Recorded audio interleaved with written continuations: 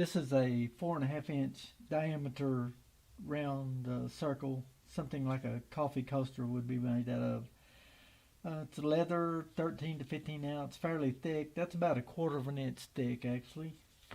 I've got a circle here that I put some stripes on, um, and I plan on painting the background white with black stripes, and then I think you'll probably figure out where I'm going with that. And then I've got one more piece of leather right here, prepped.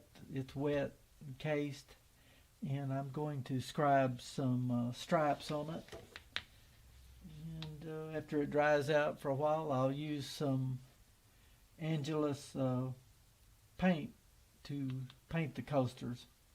And this is kind of a tribute to some of Eddie's guitars. The white and black one, and then the Frankenstein.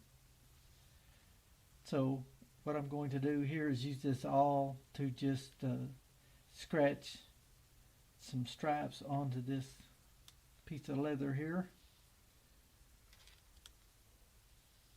No way I can duplicate Eddie's design, so I'm just going to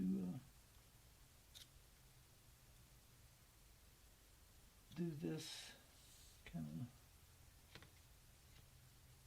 in the same fashion.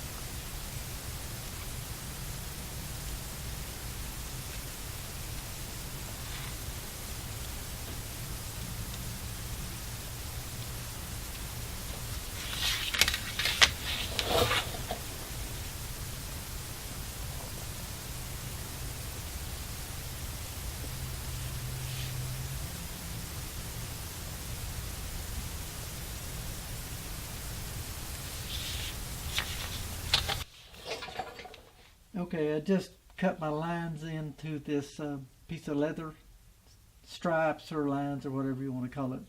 I'll have to let this dry out a while, and this piece has already dried out. This is my first piece that I cut in the stripes, and I'll come back after a while and after this other one dries here, and I'm going to do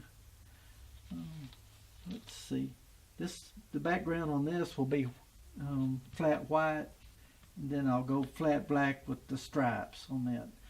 I'll show you a little sampling of dyeing this.